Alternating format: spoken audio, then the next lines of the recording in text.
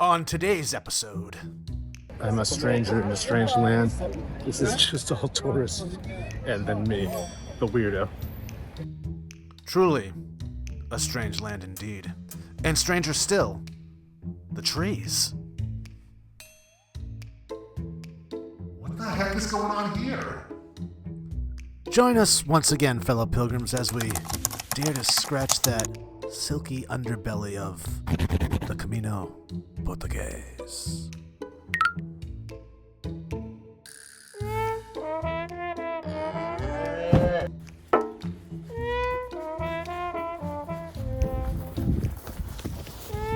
Day 4. Leaving Viana and heading to Camino. Yeah, so this is happening. So far, so good. Had no real complaints yet. Give me a moment, but no. Feeling good about this.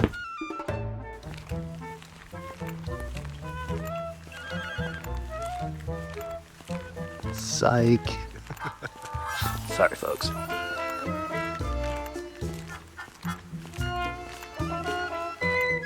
This is been my favorite place so far on the Portugues. And after yesterday, which was quite a challenge, to say the least, it was a pleasure being here.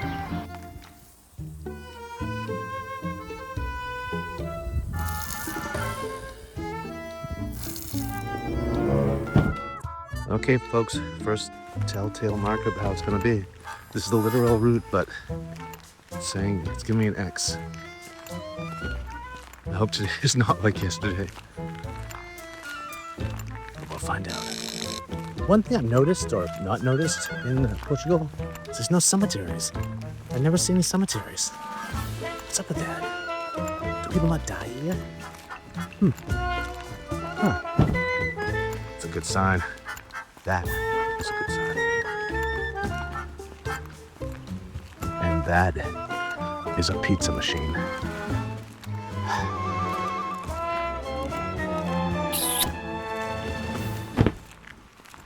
And then I noticed something strange lining the street. Dare I say, Dr. Seuss-esque? Tall trees with dense canopies and long, beard-like roots hanging from the branches. They looked out of place, almost unreal. So what are these things? They, my friends, are Metrosideros excelsa, better known as the Pohutukawa tree. Pohutukawa, for you new to the word. Pohutukawa is a native to New Zealand. It really thrives in coastal environments. Salt air, wind, and poor soils do not bother it. In humid conditions, such as these, it can produce hanging aerial roots from branches. These roots help stabilize the tree and manage moisture, and that is exactly what caught my eye. The leaves are thick and leathery, the bark is rough and twisted, but the real show is the flowers. In northern Portugal, Pohutukawa usually blooms from late May to July. Bright red flowers burst out in dense clusters. They look a lot like fireworks frozen in place. Locals sometimes call it the Christmas tree of the Southern Hemisphere. That's because, back in New Zealand, it blooms in December. The trees carry deep cultural meaning. In Maori tradition, an ancient Pohutukawa grows at Cape Regina. It marks the place where spirits leave the land of the living and return to the ancient ancestral home, and the roots are said to guide them into the sea. So how did a sacred New Zealand tree end up here in Portugal anyway? Well, during the 19th and 20th centuries, maritime trade and botanical exchange were booming. Seeds were brought to Europe through ports and botanical gardens. Coastal cities embraced Pohutukawa because it handled harsh seaside conditions better than most native trees. Over time, it became a quiet part of the urban landscape. Walking past them this morning, I realized that the Camino does that a lot. You set out looking for one thing, and suddenly you're stumbling into stories you'd never expected. And to think that I saw it on Pohutukawa Street.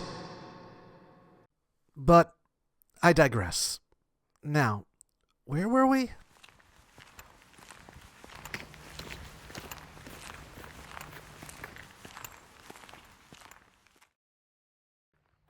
So as it turns to concrete or rock or stone or whatever, anything hard, tarmac, put the tips on.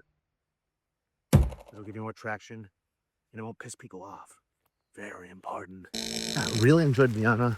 I finally felt like I'd find something to eat because I could find something to eat I had sushi when I got there. That's really what drove me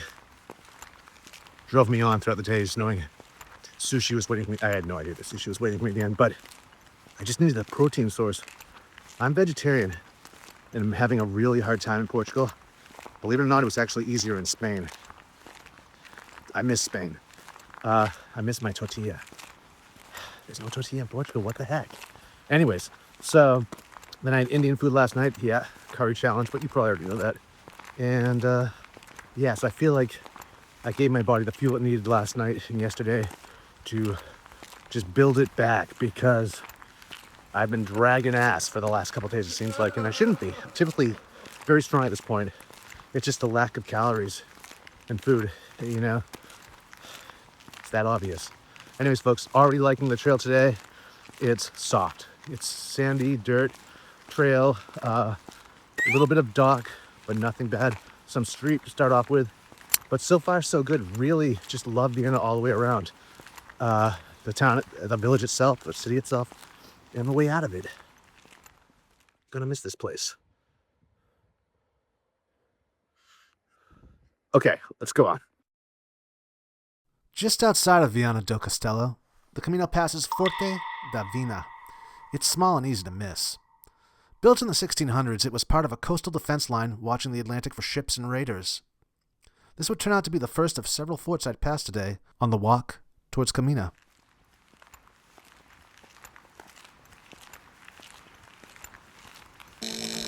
Okay, folks, once again, I've brought my caffeine mints with me, loaded with B12 and theanine so you don't get the shakes. And it's, yeah, it was a good decision because I'm having trouble finding coffee early in the morning. Plus, not only that, is bathroom breaks or places for most folks to use the bathroom along the way are far and few, I find. I could be wrong, but I mean, I see plenty of opportunity if you're a guy, but if you're a woman, the mints don't make you have to pee.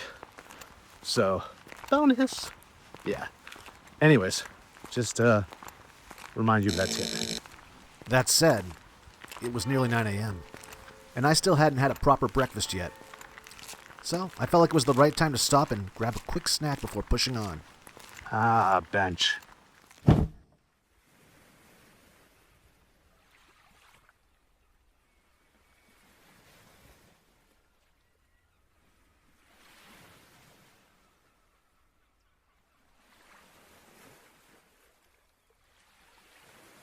Pura vida.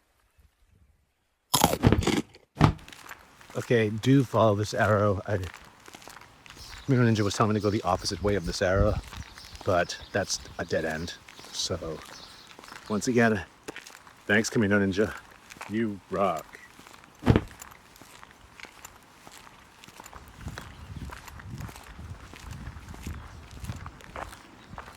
Well, folks, I was spit out onto the beach again, but there's hope. I see a boardwalk up there and what looks to be a path leading to it. Granted, I'm getting loads of sand in my shoes right now, but here I am. Deal with it. And deal with it I did, ending up on the boardwalk directly in front of Forte de Paco. Like my third fort of the day. They should call this country Portugal. Sorry.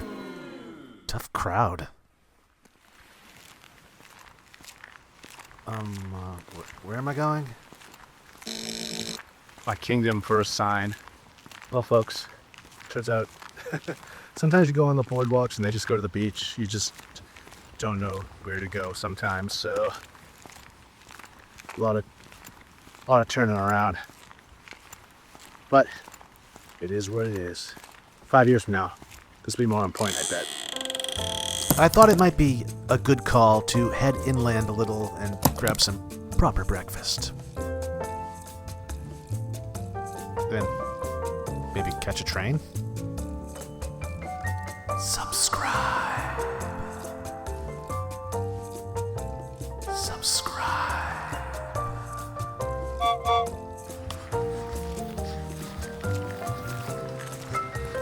Gonna duck for some of this. Almost there, folks. We're not almost there. Who am I cooling? Who am I fooling? No one. I was fooling no one. But I was inching closer to a boardwalk? Kinda? Some boardwalks? Not necessarily. Boardwalks are a bit rickety. This one needs a little bit of love. Definitely needs care while walking on it.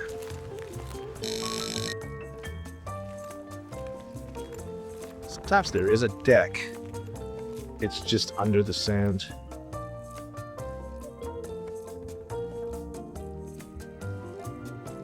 Well, it's a bit shallow on the beach again.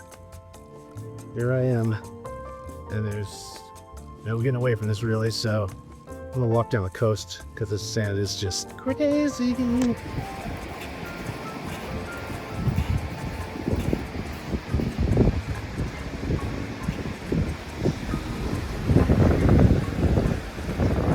I almost overshot this bridge to Via Praia de Ancora, the next town over.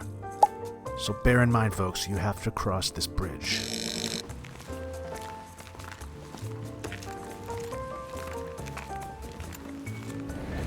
So yeah, folks, I'm a stranger in a strange land. This is just all tourists. And then me, the weirdo.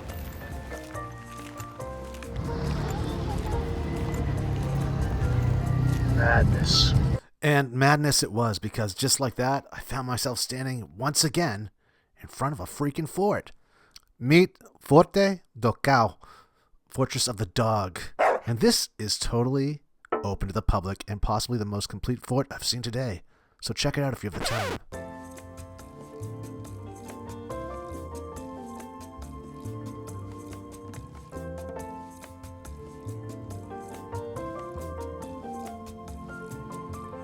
Shortly after the fort, the Camino brings you past a small chapel sitting right on the sand. This is Capela de Santo Isidoro. It dates back many centuries and was built for fishermen and travelers heading out to sea. Santo Isidoro is called upon for protection and good harvests, which matter a lot here if you didn't notice. Before modern roads, this was a practical stop. Fishermen prayed here before dawn, and pilgrims paused here to rest and reflect, as some still do. The chapel has been repaired many times due to wind, salt, and storms. Its simple whitewashed look comes from later restorations.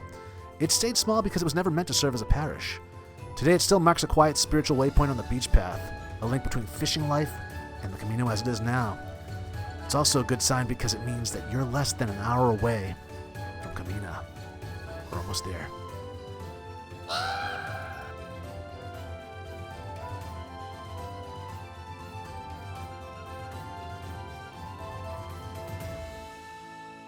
And then, just like that, I'm in Camino. Man. as I walk into Camino, the town feels wide awake. Music rolls down the streets, voices and laughter fill the air, tents and lights spill across the center of town. It turns out I've arrived on the final day of Art Beer Fest. Yeah, that's a thing. Happens mid-July every year. For 4 days, Camino hosts craft brewers from Portugal and beyond. Beer is pretty much the focus, but it's surrounded by live music, DJs, street performers, and workshops.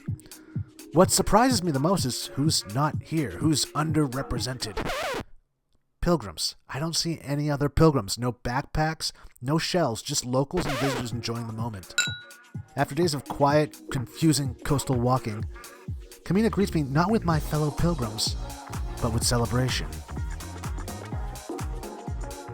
After more than a few samples of beer, I had some thoughts. Should I stay on the coastal,